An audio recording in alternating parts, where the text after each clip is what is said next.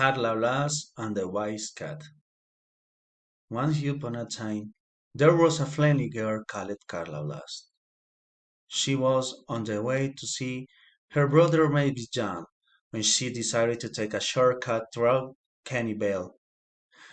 It wasn't long before Carla got lost. She looked around, but all she could see were trees. Nervously, she felt her in the bag for her favorite toy, Terrace the mouse, but Terrace the mouse wasn't nowhere to be found.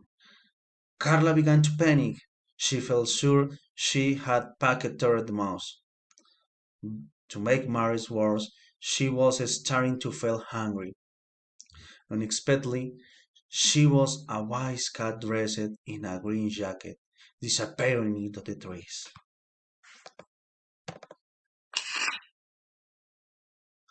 How odd, thought Carla. For the one of anything better to do, she decided to follow the peculiarly dressed cat. Perhaps it could tell him the way out of the forest. Eventually, Carla reached a clearing. In the clearing were two houses, one made from peas and one made for biscuits. Carla could feel her tummy rumbling. Looking at the houses did nothing to ease her hunger. Hello, she called. Is anybody there? Nobody replied. Carla looked at the roof on the closest house and wondered if it would be rude to eat somebody else's chimney. Obviously, it would be impolite to eat a whole house, but perhaps it would be considered acceptable to nibble the odd fixture or like the odd feeling in a time of need. A cackle broke through the air, giving Carla a fright. A witch jumped into the space in front of the houses. She was carrying a cake. In the cake was Terran the mouse. Terran the mouse shouted Carla. She turned the witch. That's my toy! The witch just thundered.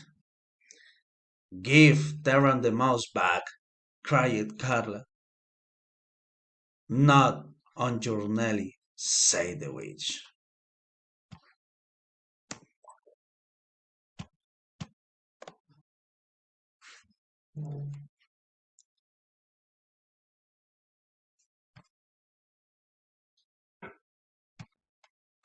At least let Terran the mouse off that cage. Before she could reply, the wise kite in the green jacket rushed in front of footpath on other side of the clinic. Hello, big cat, said the witch. Good morning. The cat noticed Terran the mouse. Who is this? That's Terran the mouse, explained the witch. Oh, Terran the mouse will look lovely in my house.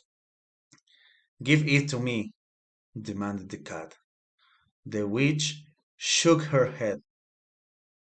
Terran the mouse is staying with me. Excuse me, Kyle interrupted. Terran the mouse lies with me, and not in a cage. Big Cat ignored her. Is there not a you trade? He asked the witch. The witch thought for a moment, then said, I do like to be entertained. I will release him to anybody who can eat a wall from door. Big Cat looked at the house made from biscuits and said, no problem. I call it an entire house made from biscuits if I wanted to. There's no need to show off, said the witch. Just eat on a front door and I will let you have Tara the mouse.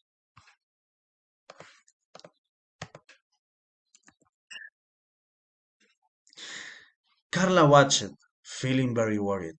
She didn't want the wish to give Terran the most to beat Cat. She didn't think Terran the most would like living in a waste cast, away from her house and all her other toys. Big Cat put on his bib and withdrew a knife or fork from his pocket. I'll eat this whole house, said Big Cat. Just you watch. Big Cat pulled off a corner of the front of the door of the house made from biscuits.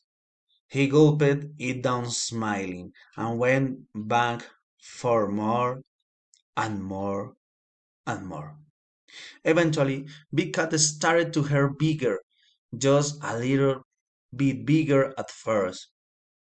But after a few more forkfuls of biscuits, he grew to the size of a large snowball, and he was every bit as round. I don't feel too good, said Big Cat. Suddenly, he started to roll.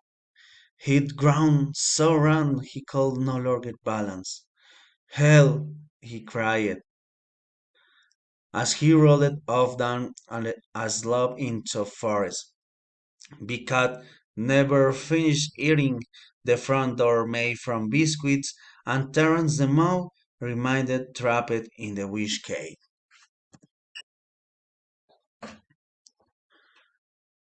That's it, said the witch. I win. I get to keep Terence the Mouse. Not so fast, said Carla. There is still a front door to go. The front door of the house made from peas, and I haven't had a turn yet.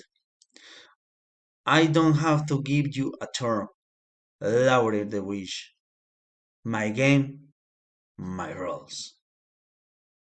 The woodcutter's voice carried through the forest.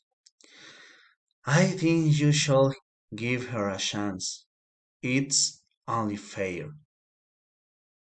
Fine, said the witch. But you saw what happened to the cat? She won't last long. I'll be right back, said Carla. What? said the witch. Where's your sense of impatience? I told you once star and the mouse back. Carla ignored the witch and gathered a healthy pile of the sticks. She came back to the clearing and started a small campfire. Carefully, she broke off a piece of the door of the house, made from peas, and toasted it over the fire. Once it had cooked and cooled, just a little too a bit, she quickly devoured the whole piece. Carla sat down a nearby log. You failed? cackled the witch.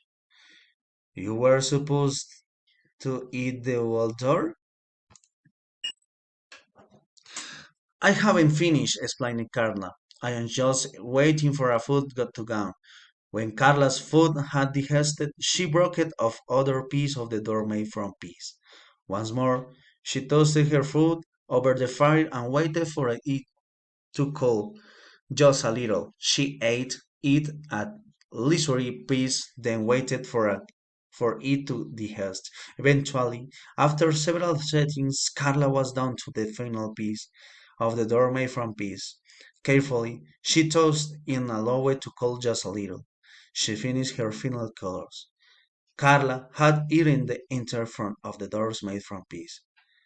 The witch stamped for angrily. You must have tricked me, she said. I don't reward sharing. I don't think so, said a voice.